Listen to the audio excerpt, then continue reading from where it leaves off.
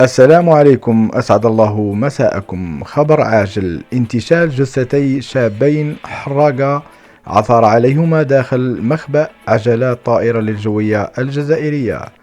قام أفراد الشرطة العلمية بالتعاون مع أعوان الحماية المدنية منذ قليل بانتشال جثتين لشابين كانا داخل مخبأ عجلات طائرة بمطار هواري بومدين.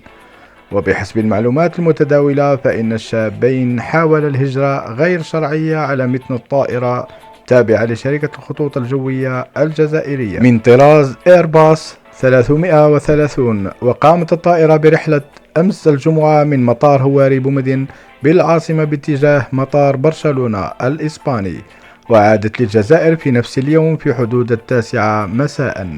وبحسب ما تم تداوله فإن الشابين قد أقلعت بهما الطائرة وهما مختبئين على مستوى العجلات، وتوفيا اختناقا بسبب نقص الأكسجين. إن لله وإنا إليه راجعون.